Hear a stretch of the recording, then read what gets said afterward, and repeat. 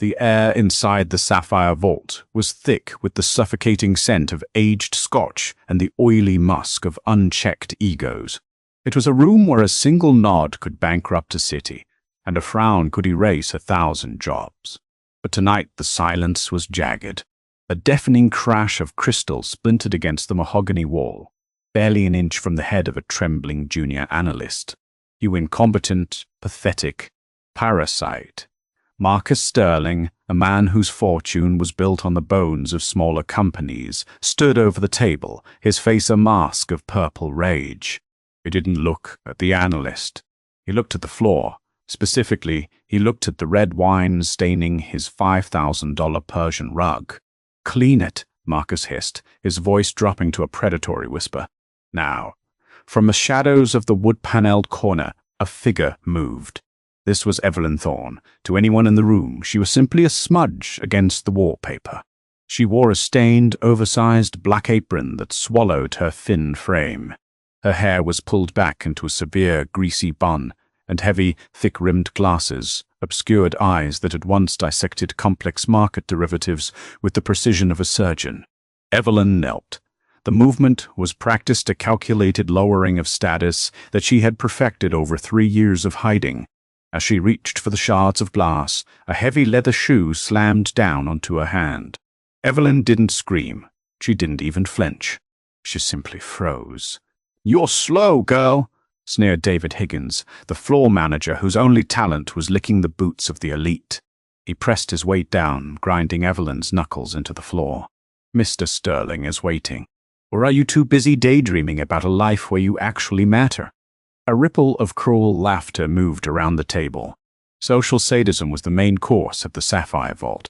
"Look at her," Higgins continued, leaning down so his sour breath fanned Evelyn's ear. "A piece of human garbage. Do you even know where you are? You're in a room of gods. You should be grateful we let you breathe the same oxygen." Evelyn's internal dialogue was a rhythmic, icy pulse. "Gods? No. Just men with loud voices and fragile ledgers." She felt the sharp sting of a glass shard piercing her palm under the pressure of Higgins' shoe. Blood began to bloom through the fabric of her glove. "David," Marcus Sterling barked, waving a hand dismissively. "Stop playing with the help. We have a problem. The Ohio merger is hemorrhaging cash. Our geological survey says the land is stable, but the numbers don't lie. We are losing 50 million a week." Evelyn remained on her knees, her head bowed, but her eyes were tracking the documents scattered across the table. She saw the figures. She saw the flaw that their high-priced experts had missed. Higgins kicked her side, not enough to break a rib, but enough to send her sprawling. "Get out. You're fired. Don't bother coming back for your pittance of a paycheck. I won't have a clumsy, ugly brat ruining the atmosphere of a $1 billion deal." Evelyn slowly stood up. She wiped a smudge of wine from her cheek, her movements hauntingly calm. As she turned to leave, her color shifted. For a brief second, the dim amber light caught a jagged silver scar running from her collarbone down into the darkness of her shirt. Marcus Sterling caught the flash of the scar. He narrowed his eyes. There was something about the way she stood, not like a servant who had been broken, but like a soldier who had been deployed. "Wait," Marcus said. Evelyn stopped. She didn't turn around. "You've been standing in this corner for 2 hours," Marcus said, his voice curious. "You've heard everything. Tell me, girl, since you're so fond of lurking, why is my money disappearing?" David Higgins let out a derisive snort. "Sir, she's a waitress. She probably can't even add up a tip." Evelyn turned. She pushed her glasses up the bridge of her nose. The blood from her hand dripped steadily onto the floor, making a soft tap. Tap, tap sound in the sudden quiet. "Your money isn't disappearing, Mr. Sterling," Evelyn said. Her voice was no longer the mumble of a servant. It was a cold, melodic blade. "It's being buried. Your geological team didn't account for the hydrostatic pressure of the abandoned salt mines, 300 feet below the limestone crust. Every time you dig, you're not building a foundation. You're building a grave." The room went deathly silent. "You missed a decimal point on the soil density report, too," she added, her gaze shifting to the trembling analyst. "By a factor of 10, which means your entire structural load is a lie." Marcus Sterling leaned forward, his predatory instinct ignited. Who the hell are you? Evelyn felt the familiar weight of her secret, the internal stakes of a woman who had been buried alive by the man who was currently the world's most celebrated philanthropist. I'm the person who just saved you $200 million, Evelyn whispered. And I'm the person who is leaving. You fired me, remember? She turned and walked toward the velvet curtains, leaving the gods of Wall Street staring at a trail of blood and the ghost of a genius they had spent all night insulting. The freezing Boston sleet rattled against the single cracked window of Evelyn's basement apartment. It was a concrete box that smelled of mildew and the slow, rhythmic rot of a life discarded. She didn't turn on the light. She didn't need to. She knew the silhouette sitting in her only chair was the devil himself. You've been making quite a stir, Evelyn. A voice drawled from the corner, a voice like expensive silk wrapped around a rusted razor. Thomas Archibald sat there, his bespoke charcoal suit, looking obscenely wealthy against the peeling grey wallpaper. He was the man who had once called her his star protégé, the man who had toasted to her brilliance at gala dinners, and the man who had systematically dismantled her existence to bury his own billion-dollar embezzlement at Archibald Logistics. Thomas, Evelyn said. Her voice was a flat line. She didn't move. In this game of psychological execution, any flinch was a forfeit. I heard about your little performance at Sterling's tonight, Thomas said, standing up slowly. He flicked a silver light at the flame dancing inches from his predatory eyes. Hydrostatic pressure? Very clever, but also very visible. And we had an agreement, didn't we? You stay in the gutters. You stay silent. And I let you keep your pathetic, shivering life. He lunged forward with a speed that belied his age, his fingers clamping onto her jaw like a steel trap. He forced her head up, the lighter's flame singing the air between them. But the genius just couldn't help herself, could she? Thomas hissed, his breath smelling of peppermint and malice. The waitress just had to show off. Now Marcus Sterling is asking questions. He's digging into the girl with the silver scar. And that makes me uncomfortable. He shoved her back against the rusted sink and threw a heavy legal folder at her feet.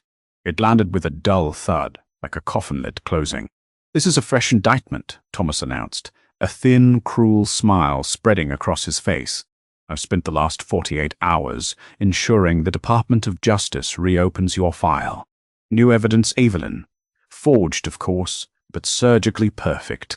It shows you didn't just steal from me. It shows you laundered money for the offshore syndicates. You'll spend the next 40 years in a federal hole where the sun doesn't reach. Evelyn looked down at the folder. The internal stakes were a screaming choir of terror, the visceral memory of the cage she had barely survived. You can't do this, Thomas. I've lived like a ghost for 3 years. I've done everything you demanded. Oh, I can do much more, Thomas whispered, leaning in until their foreheads touched. This was his favorite part, the social sadism of reminding her she was subhuman. I bought the debt on your father's hospice care this morning. One phone call from me, and the nurses turn off his oxygen tonight. No more peaceful morphine dreams. Just a long, agonizing panic as his lungs fill with fluid until his heart quits. Evelyn felt the blood drain from her extremities. Her knees buckled, her fingers clutching the cold porcelain of the sink to stay upright. Why? She gasped. I'm nothing. I'm a I scrub floors for tips.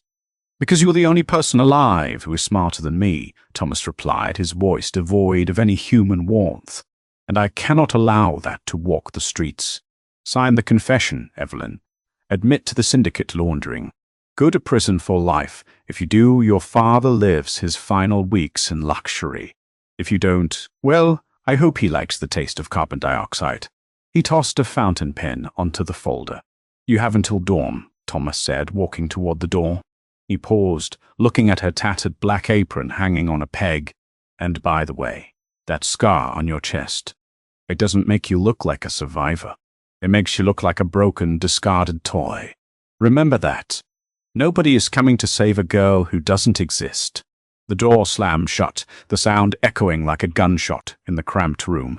Evelyn sank to the cold floor, her breath coming in ragged hitches. The sunk? Not. No. Not the profound humiliation wasn't just in the threat, it was in the way Thomas looked through her, as if she were a glitch in a spreadsheet he was about to delete. But as the silence of the basement settled, the analytical engine behind her thick-rimmed glasses began to hum. He's over-leveraged, she thought, her mind automatically stripping away his bravado to find the fear beneath. He wouldn't be here personally if he wasn't terrified of Sterling's reach. She stood up trembling and walked to the cracked mirror. She pulled back her collar, staring at the silver scar, the mark she'd earned 3 years ago when she ran into the burning Archibald headquarters to save the evidence of her innocence, only to find Thomas holding the match. "Not a broken toy, Thomas," she whispered to the darkness, her voice regaining its edge. A weapon. The dawn did not bring light to the basement. It only turned the shadows, a bruised, sickly gray. Evelyn sat on the floor, her back against the cold radiator, the unsigned confession mocking her from the linoleum. Every minute that passed felt like a rhythmic hammer blow against her father's oxygen tank. A heavy, rhythmic thud echoed from the hallway. Thump, drag, thump. The door creaked open, and Elias' Uncle Vance stood there.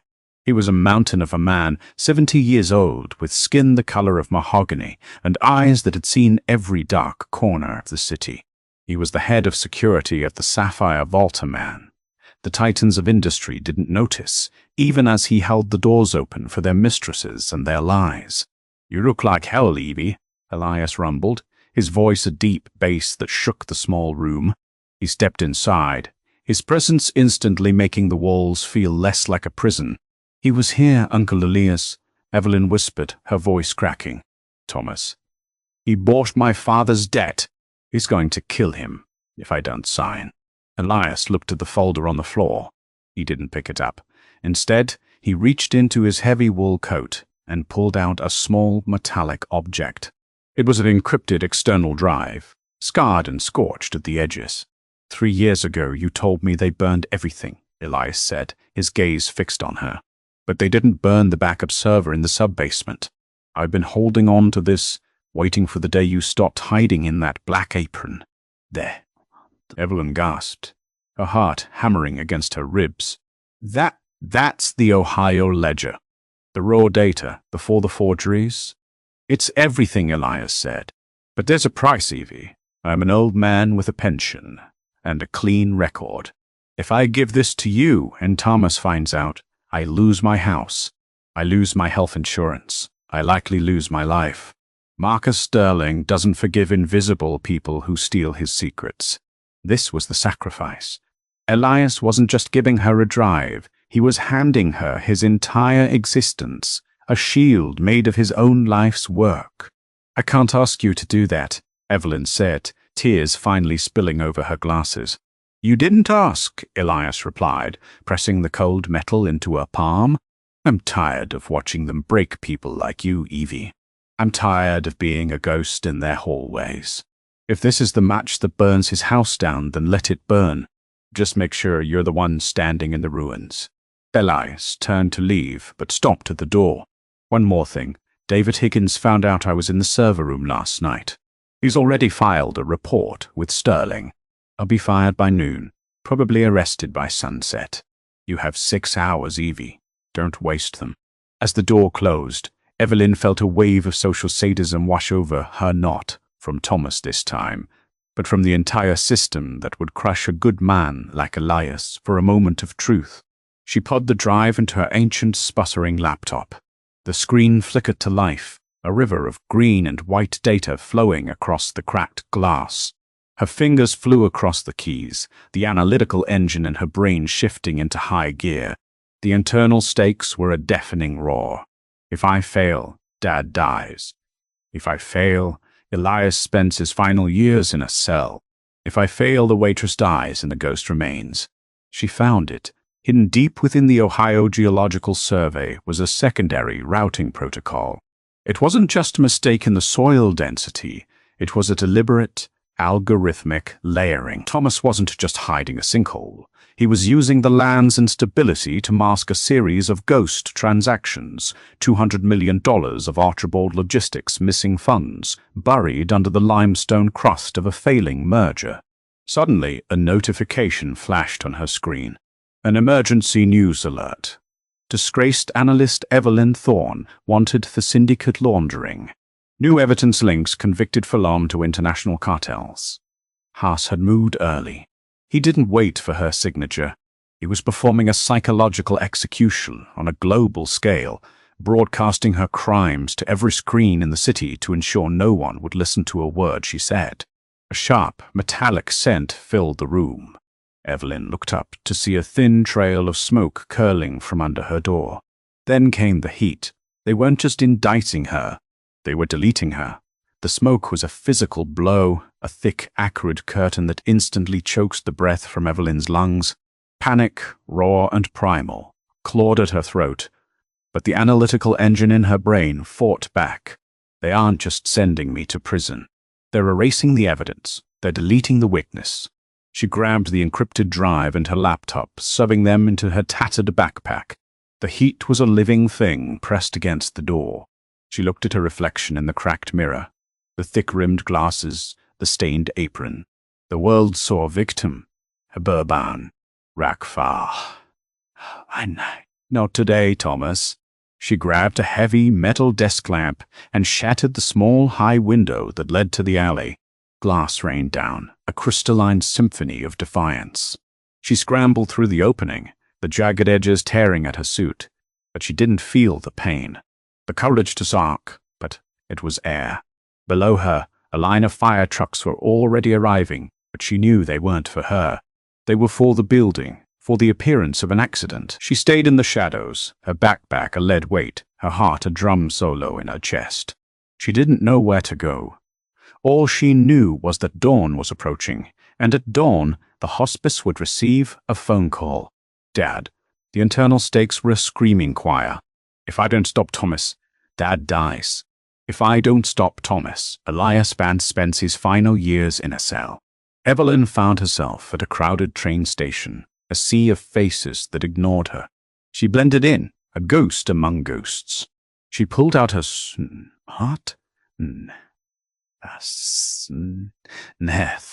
black apron and wrapped it around her, a camouflage of low status. She found a corner, opened her laptop, and plugged in the drive. The screen was a flicker of hope in the grey light. Her fingers flew across the keys, a desperate dance of data. The psychological execution Thomas was performing on her, broadcasting her crimes to every screen, was a weapon, but it was also a map. She tracked the signal of his news alert. It was centralized, algorithmic, and it was moving through a secondary routing protocol she recognized. Multiples of 7. The social sadism of his message was encoded with his own superstition. Evelyn's brain clicked into gear. She wasn't just tracking a news alert. She was tracking the ghost money. The $200 million he had buried under the sinkhole of the Ohio merger. A notification flashed on her screen. An emergency alert from the hospice. Evelyn Thorne, please contact the hospice immediately. This is an urgent medical matter regarding your father. Evelyn felt the blood drain from her face. Thomas had won. He hadn't waited for dawn.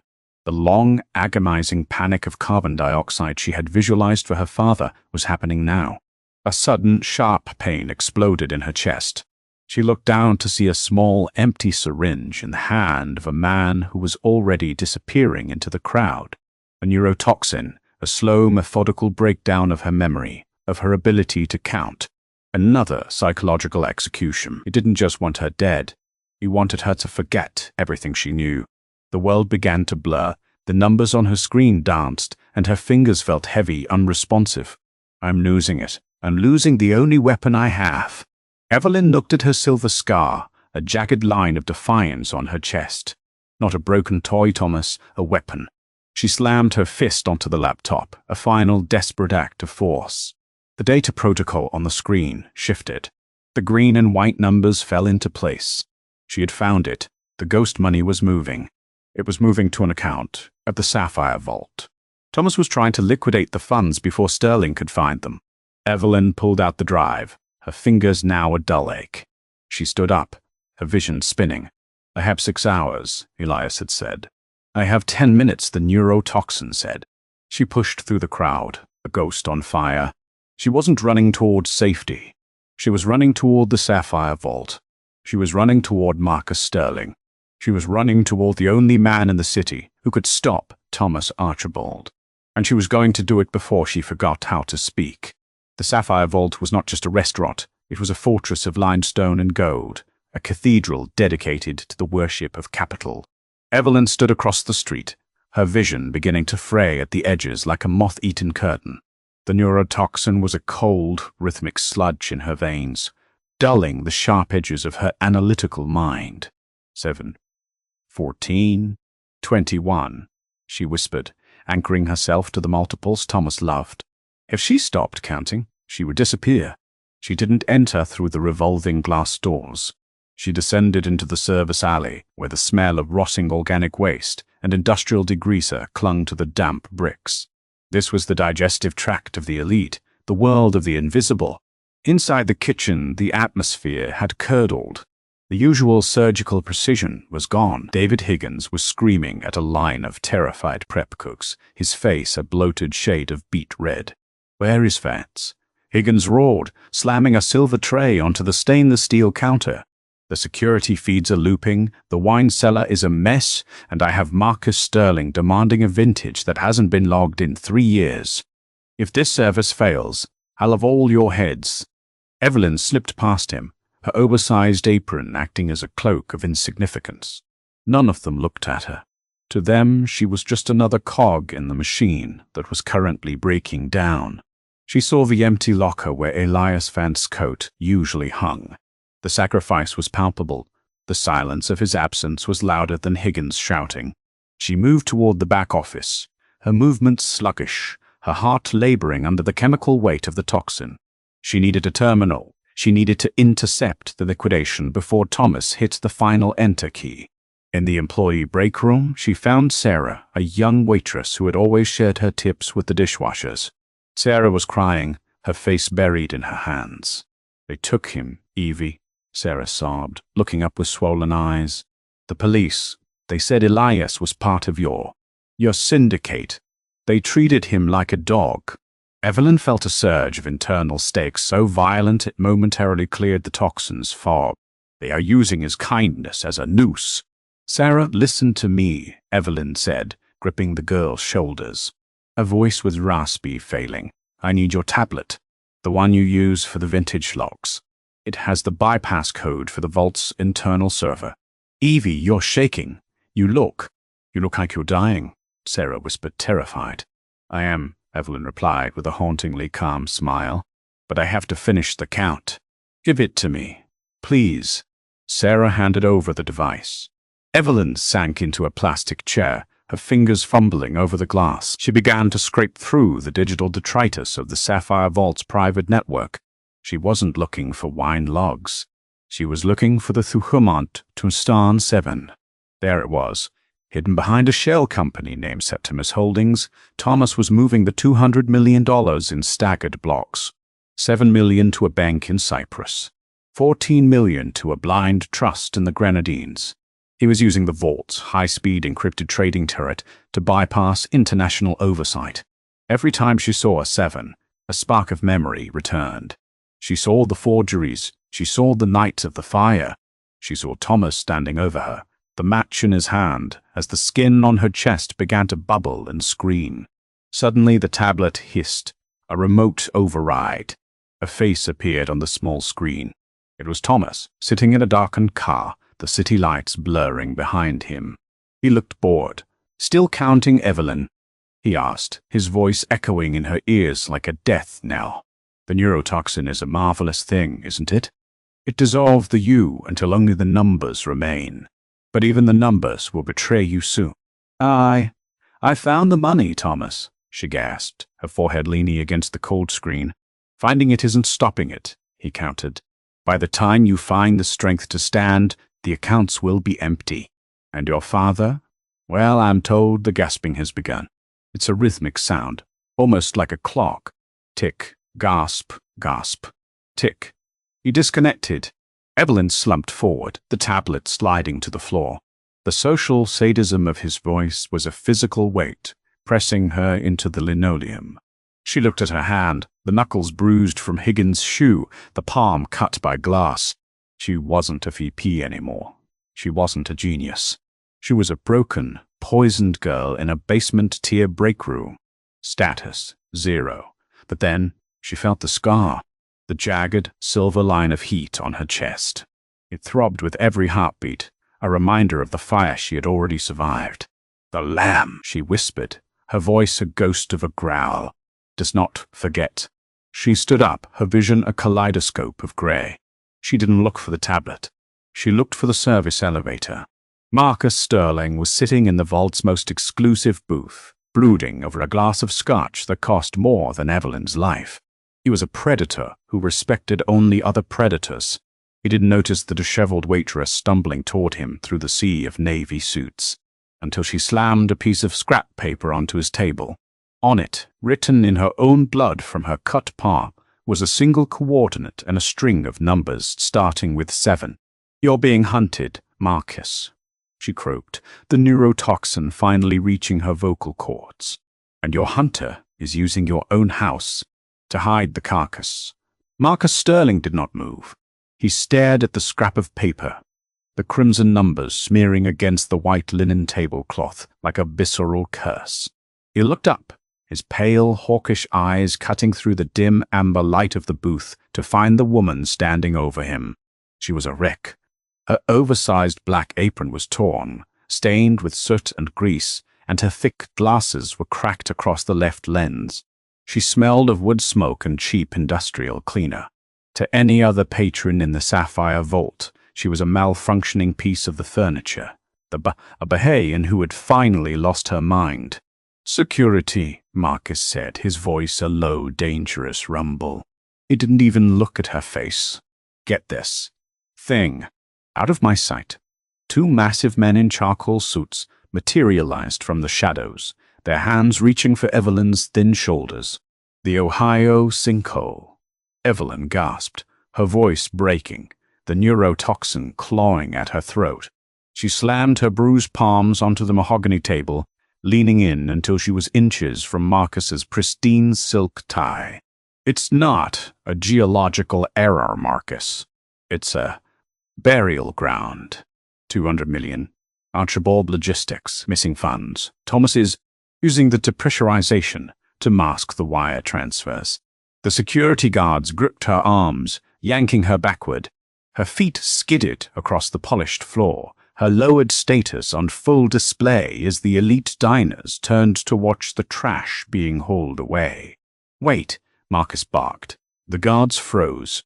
Marcus picked up the blood-stained paper, his eyes tracking the string of 7s. He was a man who lived by the rhythm of the market, and he recognized the signature of a hostile takeover. "Leave us," Marcus commanded. The guards hesitated, then vanished. He looked at Evelyn, really looked at her, dissecting the raw intelligence fighting to stay conscious behind her shattered glasses. "You look like you've been dragged through hell, Thorne. And you smell like a gutter. I've been living in one for 3 years. Because of the man you're about to go into business with," Evelyn croaked. She slumped into the leather seat opposite him, her body betraying her. The internal stakes were a deafening roar in her ears, her father's breath, Elias's freedom, her own sanity. "Thomas Archibald is a philanthropist," Marcus sneered, though his grip on his scotch glass tightened. "He's the savior of the Midwest supply chain. He's a social sadist who burns what he can't own," Evelyn whispered. She pulled back the collar of her tattered suit, exposing the jagged silver scar. The skin was red and angry, aggravated by the heat of the fire she had just escaped. "He gave me this when I tried to save the ledgers. He wanted turned to ash. He didn't just steal my career, Marcus. He stole my name. He turned me into a ghost." Marcus stared at the scar. For a man who dealt in cold abstractions, the physical reality of her pain was a jolt. "He's using your high-speed turret. Right now," Evelyn continued, her head lolling back against the leather. "Septimus Holdings, multiples of 7. If you don't freeze the local server in the next 4 minutes, your liquidity will be his. He's not merging with you. He's gutting you. Why tell me? Marcus asked, his voice narrowing. You're a disgraced felon, a toxic asset, according to the morning news. Because you're a wolf, Marcus, Evelyn said, a ghostly, defiant smile touching her pale lips. And Thomas is a pig. Wearing a wolf's skin, you pride yourself on being the apex predator, but you're being led to the slaughterhouse by a man who thinks you're too arrogant to look down at the floor. Marcus Sterling felt a cold spike of adrenaline. He stood up, his tall frame casting a long, predatory shadow over the table. He didn't offer her a hand. He didn't offer her comfort. If you're lying, Evelyn, I will ensure the federal prison they send you to doesn't have a floor, Marcus said. If I'm lying, Evelyn whispered, her eyes closing as the neurotoxin finally took its toll. I'm already dead. Check. The turret. Check. The sevens. Marcus turned to his head of IT, who was hovering nervously nearby. Freeze the Septimus accounts. Now, and get me a secure line to the Department of Justice. We're going to see if this ghost can actually scream. As Evelyn slipped into a chemical darkness, the last thing she felt was the cold, hard weight of the mahogany table against her cheek, the very table she had scrubbed for 3 years, now serving as her final battlefield. Darkness did not last. It was replaced by a sterile, blinding whiteness and the rhythmic mechanical hiss of a ventilator. Evelyn's eyes snapped open, her heart hammering against her ribs like a trapped bird. Easy, Thorne. You're in a private clinic. My clinic. Marcus Sterling sat in a sleek chrome chair by the window, his silhouette sharp against the grey Boston morning. He wasn't wearing his suit jacket. His shirt sleeves were rolled up, revealing forearms corded with tension. The neurotoxin? It didn't take, Evelyn croaked. Her throat felt like it had been scrubbed with glass. It took, Marcus replied, his voice devoid of warmth.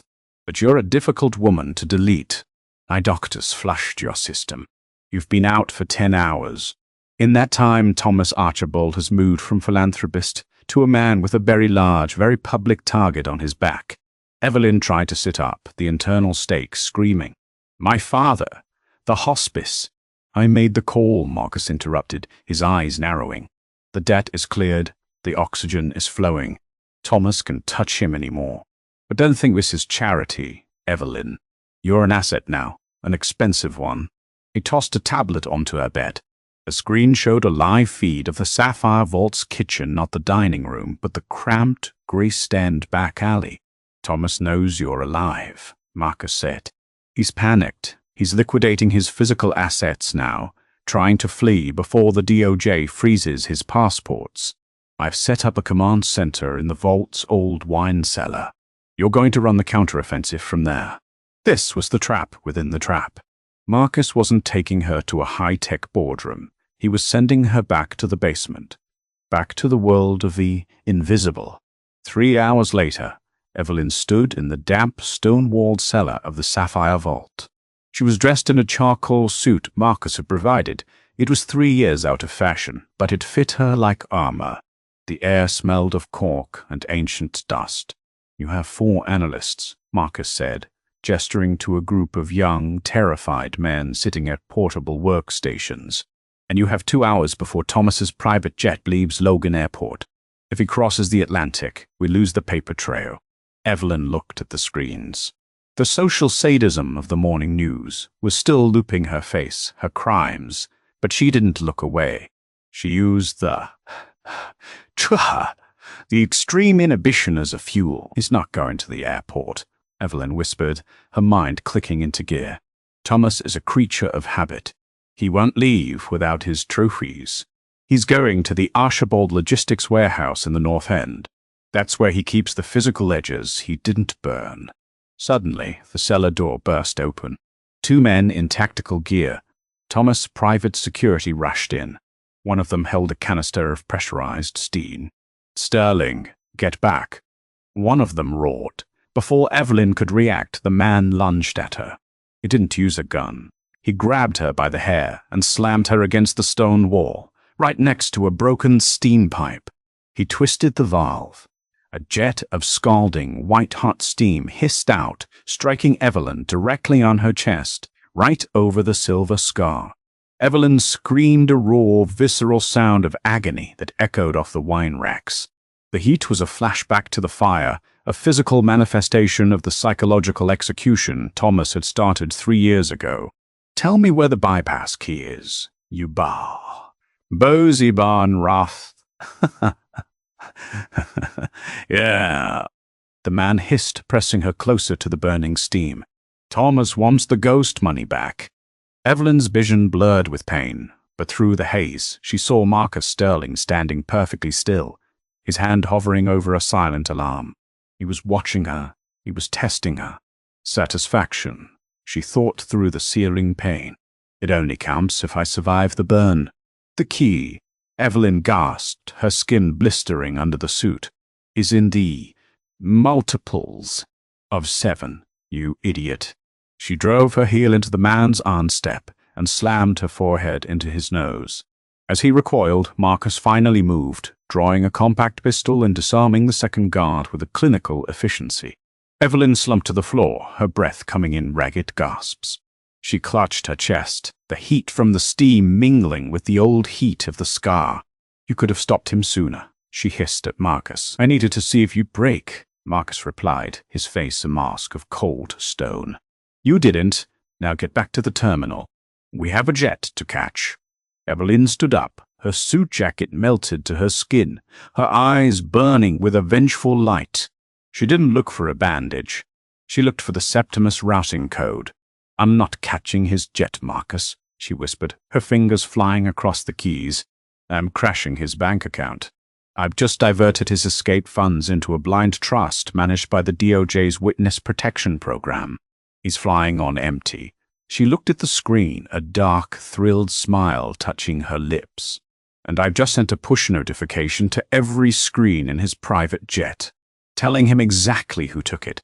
The reflection in the polished glass of the server rack was a jagged, cruel thing.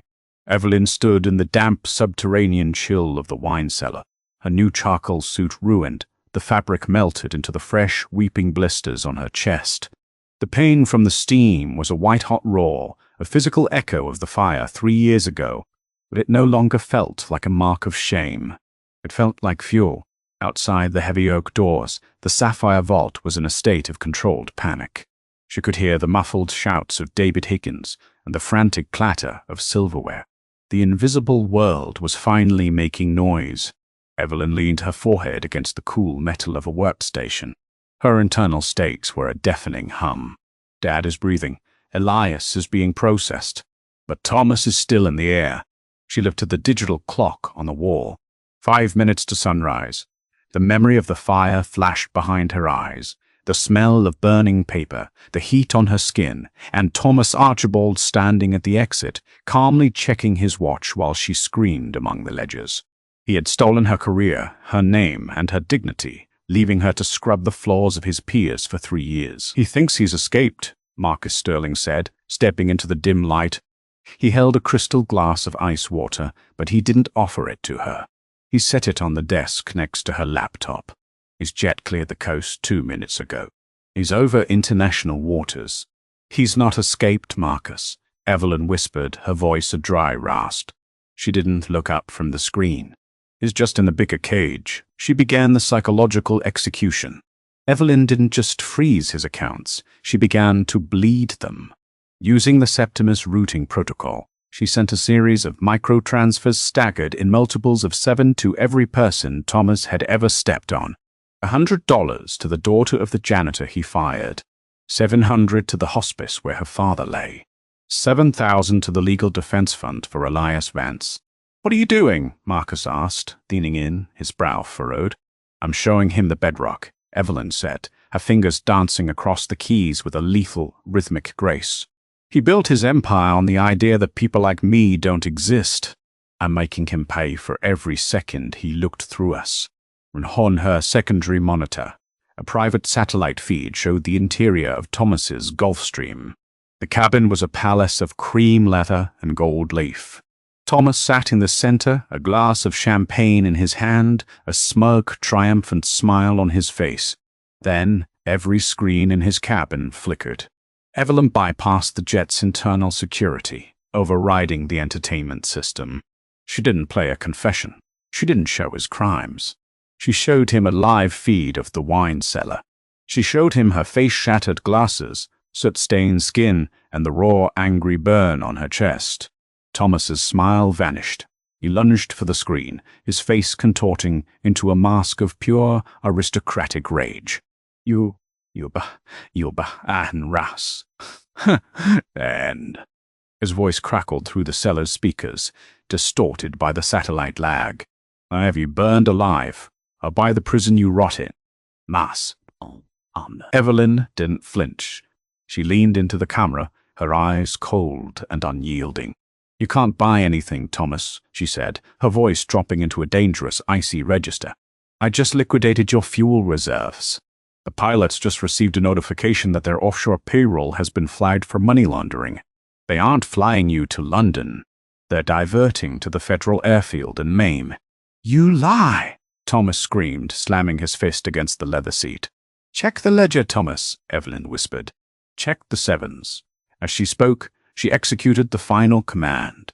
The $200 million the ghost money buried under the Ohio sinkhole wasn't just moved. It was broadcast. She sent the unredacted routing manifests to the DOJ, the SEC, and the front desk of the Wall Street Journal simultaneously. The social sadism he had used to crush her was now a spotlight on his own throat. Evelyn watched as Thomas slumped back into his seat, the champagne glass slipping from his fingers and shattering on the carpet. He looked small, he looked fragile. He looked invisible. Satisfaction, Marcus Sterling murmured, looking at the screen. He turned to Evelyn, a flicker of genuine respect, but perhaps fear crossing his face. You didn't just catch him, you erased him. Evelyn didn't answer. She reached out and closed the laptop, the sudden silence of the cellar more profound than any shout.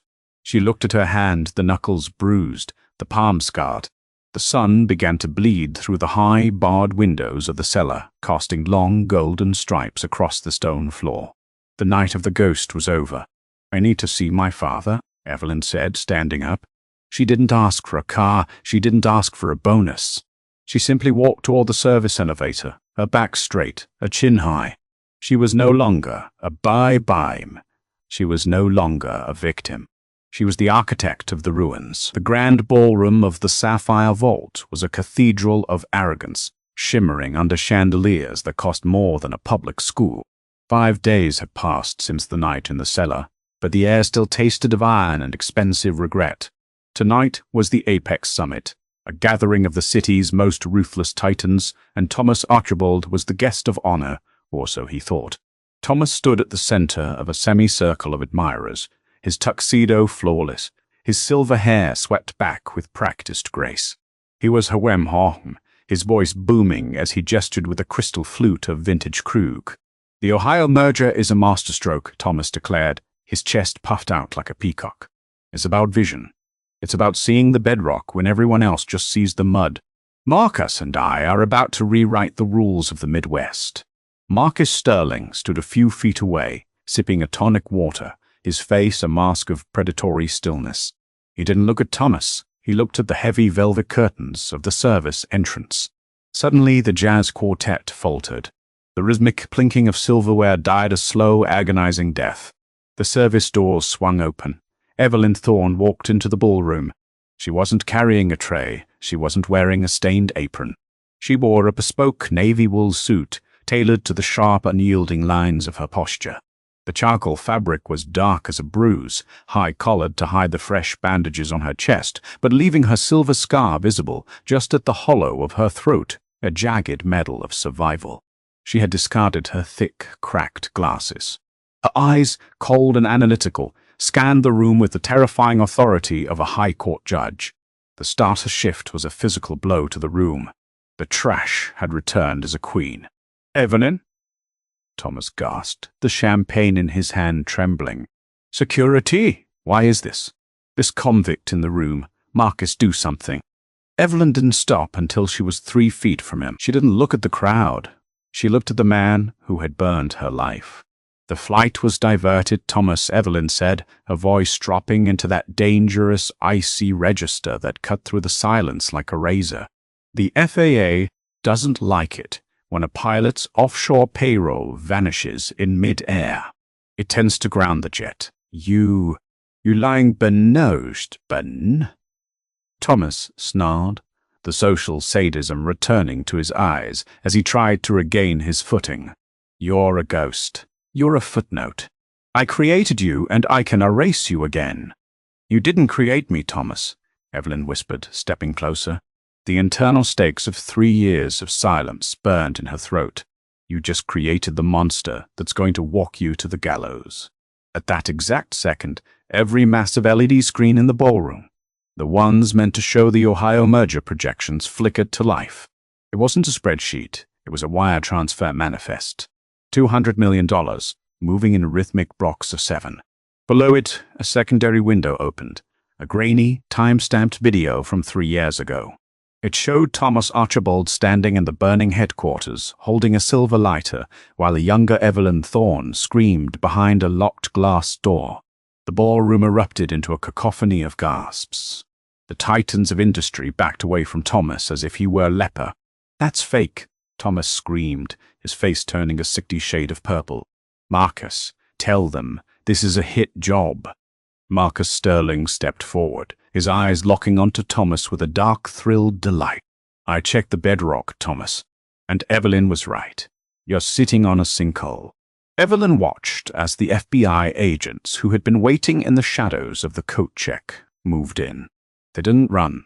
They walked with the slow, inevitable pace of justice. Satisfaction, Evelyn murmured, the word a soft, jagged blade. Thomas looked around the room, searching for a friendly face, a hand to grab. But there was nothing. The society that had worshipped his wealth was already purging him, their eyes filled with the cold disgust they usually reserved for the invisible people like Evelyn. He was being executed, not by a bullet, but by the very status he had used as a weapon. The silence that followed the digital revelation was a physical weight, crushing the air out of the grand ballroom.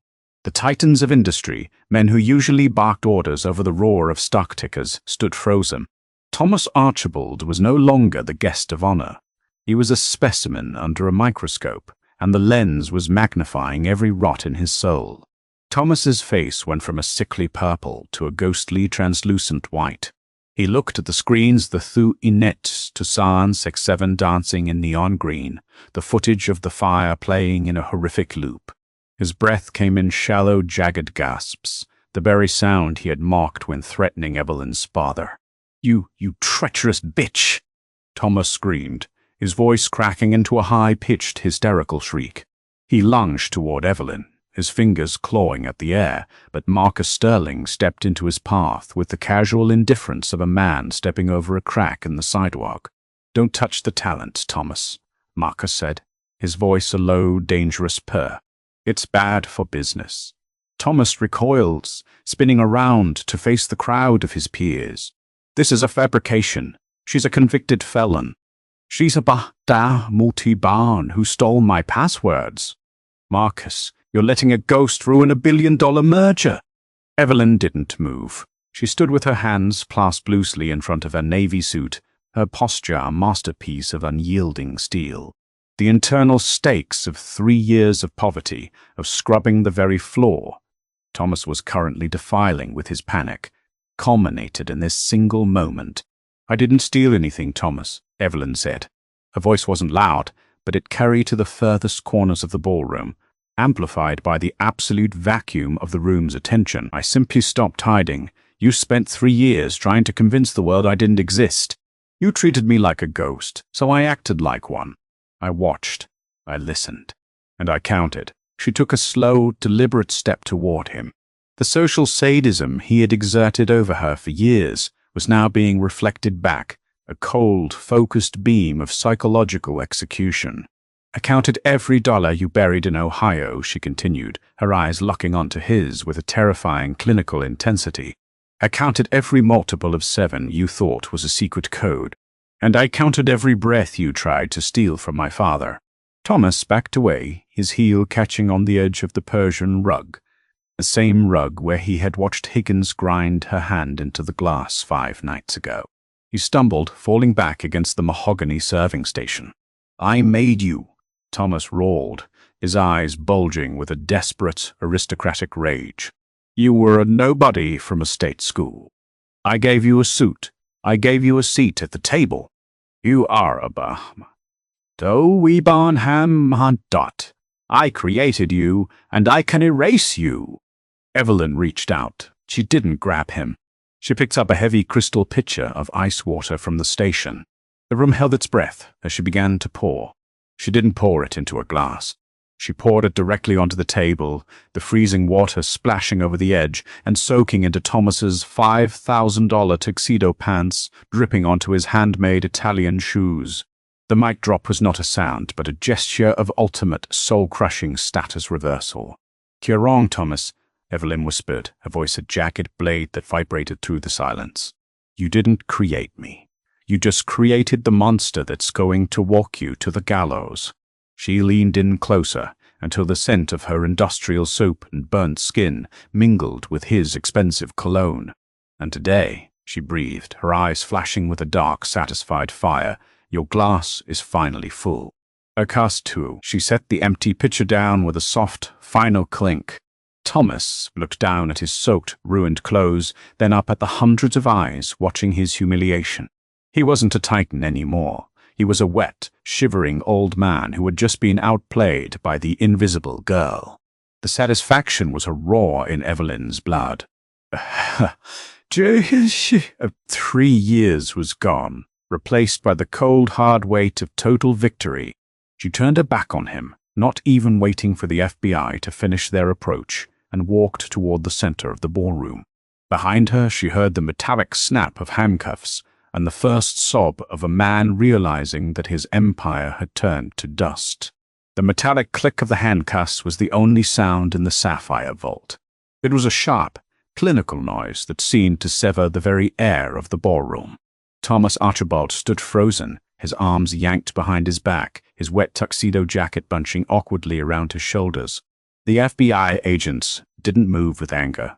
They moved with the rhythmic, bored efficiency of a debt collector. "Thomas Archibald," the lead agent said, his voice echoing off the gold leaf ceiling. "You are under arrest for federal wire fraud, money laundering, and tampering with a witness in a capital case." Thomas looked around the room, his eyes bulging, searching for a single hand to reach out. He looked at the real estate moguls he'd golfed with, the hedge fund managers who had toasted his vision only an hour ago. They didn't just look away. They stepped back. The social sadism of the elite was now a wall of ice. To them, Thomas was no longer a titan. He was a contagion. They watched his arrest with the same detached disgust they usually reserved for a cockroach scuttling across a white tablecloth. "Marcus!" Thomas shrieked, his voice cracking. "Tell them. We have a deal." "I have the collateral." Marcus Sterling stepped forward, swirling his tonic water. He looked at Thomas as if he were a misprinted menu. "The collateral was a sinkhole, Thomas," Marcus said, his voice a low, terrifying hum. "And I don't do business with ghosts, especially ghosts who get caught." As the agents began to lead Thomas away, his knees buckled. He dragged his handmade Italian shoes across the floor, leaving a damp, pathetic trail on the Persian rug. He passed Evelyn, and for a split second their eyes met. Thomas didn't see a waitress. He didn't see a felon. He saw the bedrock. He saw the person who had sat in the dark for 3 years, counting every grain of sand in his empire until she knew exactly which one to pull. "I'll kill you," he hissed, a desperate flecked foam appearing at the corners of his mouth. "I'll buy the jury. I'll buy the judge." Evelyn didn't blink.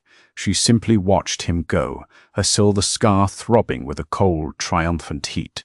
The ballroom doors slammed shut behind him. The silence that followed was heavy, expectant. The titans of industry turned their gaze toward Evelyn. She was the woman who had just dismantled a billionaire in less than 10 minutes. She was the most dangerous person in the room. Marcus Sterling walked toward her, the crowd parting for him like a dark tide. He stopped 2 feet away and, in a gesture that sent a shockwave through the room, he bowed his head a slight, sharp tilt of respect. The Department of Justice wants a statement, Evelyn, Marcus said. And the press, they're calling you the ghost of Wall Street. Every board in the city is going to want to hire the woman who saw the sinkhole before the trucks fell in. Evelyn looked at the faces of the elite. She saw their fear. She saw their hunger to possess her brilliance. I'm not for hire, Marcus, Evelyn said, her voice a jagged blade of independence. Then what do you want? Marcus asked, his eyes narrowing. A bonus? A partnership? Name the figure. I want Elias Vance, Evelyn replied. I want his record expunged. I want his medical bills paid for life. And I want him to have the finest room in the city, with a view of the harbor he spent 40 years guarding for men who didn't know his name. Marcus didn't hesitate. Done. And one more thing, Evelyn added, her gaze shifting to David Higgins, who was cowering near the bar, his face the color of spoiled milk.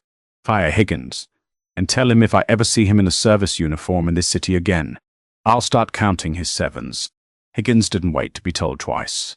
He turned and fled through the service doors, disappearing into the shadows of the world he had once ruled with a heavy shoe. Evelyn turned and walked toward the exit. She didn't look at the chandeliers. She didn't look at the Krug. She walked past the invisible service, the ones who were still standing in the corners, their eyes wide with a quiet, burning hope. She reached the door and paused. She didn't look back. The water was cold, Thomas, she whispered to the empty air. But the fire was yours. The iron bars of the black site federal wing did not rattle. They hummed with a low, oppressive electricity. 1 year had passed since the night the chandeliers of the Sapphire Vault bore witness to a digital execution. In that year, the world had moved on. Markets had crashed and rallied, and new titans had risen to claim the carcass of Archibald Logistics. Inside cell 402, Thomas Archibald sat on a thin, plastic-covered cot. The bespoke charcoal suits were gone, replaced by an orange jumpsuit that made his skin look like curdled milk. His silver hair, once his pride, was a jagged, uneven mess. But it was his eyes that had truly changed. They were no longer the eyes of a predator. They were wide, frantic, and fixed on the gray concrete wall. 7, 14, 21, Thomas whispered, his voice a dry, rhythmic rasp. He was scratching numbers into the wall with a sharpened plastic spoon. Thousands of them, all multiples of 7. The neurotoxin he had once intended to dissolve Evelyn's mind had, through a twist of legal and medical irony, become his own psychological prison. His brilliant, cruel brain was now a broken calculator, trapped in an infinite loop of the very algorithm that had ruined him. The heavy steel door groaned open. Thomas didn't look up. He didn't care. To him, every visitor was just another variable in a ghost ledger. Evelyn Thorne stepped into the cell. She didn't wear a navy suit today. She wore a simple, elegant charcoal wool coat, her hair flowing free, her thick glasses replaced by a gaze so sharp it seemed to illuminate the dim room. The silver scar at her throat was pale now, a quiet testament to a war that had been won. 7, 49, 56. Thomas muttered, his fingers bleeding as he carved another digit into the stone. Stop counting, Thomas, Evelyn said. Her voice was no longer a jagged blade. It was calm, heavy, with the weight of a final judgment. The ledger is closed. There's nothing left to hide. Thomas froze. He slowly turned his head, his neck creaking like rusted hinges. He looked at her, but he didn't see a woman. He saw a spectre. You, he breathed, a fleck of foam appearing at his lip. The ghost. You stole it. You stole the bedrock. I didn't steal it, Thomas, Evelyn replied, stepping closer until she could smell the sour scent of his institutional soap and his rotting ego. I just showed the world what was already there. You built your life on the silence of people like me. You thought our invisibility was our weakness. You never realized it was our greatest strength. She reached into her pocket and pulled out a small, dry crust of sourdough bread, the kind they served to the invisible staff in the back kitchens of the Sapphire Vault. She placed it on his small metal table. In your world, Thomas, people ate each other to stay at the top, Evelyn said, her voice dropping into a somber, instructional tone. You thought that was the only way to survive. But in my world, the world of the dishwashers, the drivers and the guards, we saved each other. Elias Vance gave up his life for me. Sarah gave me her tools. The people you stepped on were the ones who held the ladder while I climbed over your head. Thomas stared at the bread as if it were an alien artifact. I was a god, he whispered, a tear tracking through the grime on his cheek. I was the vision. No, Evelyn said, turning toward the door. You are just a man who forgot that even a god needs someone to pour his water. You're not losing because I'm smarter than you, Thomas. You're losing because you're utterly alone in a cage you built with your own tarn. Nah. She paused at the threshold, the bright light of the hallway silhouetting her. I came here to give you the verdict of conscience, a sentence of the soul, Evelyn said. You'll spend the rest of your life seeing those sevens. You'll see them in the bars, in the tiles, in your own heartbeat. And every time you count, you'll remember the waitress you told to keep the change. She didn't wait for him to scream. She didn't wait for him to beg. Evelyn walked out of the cell block, the heavy steel door slamming shut with a finality that echoed through the hollow corridors of the prison. The morning sun hit her face as she stepped out into the crisp Boston air. Across the street, a black sedan was waiting. Elias Vance stood by the door, looking healthy, his shoulders square, wearing a coat that finally fit him. He smiled a genuine warm expression that had nothing to do with service. Where to, Evie? Elias asked, opening the door for her. Evelyn looked toward the harbor, where the massive cranes of the newly reformed Thorn Logistics were silhouetted against the sky. She looked at the city she had once scrubbed on her knees, now a map of possibilities.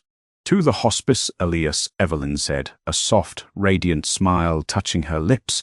Dad's awake, and I think he'd like to hear how the story ends. As the car pulled away, Evelyn didn't look back at the prison.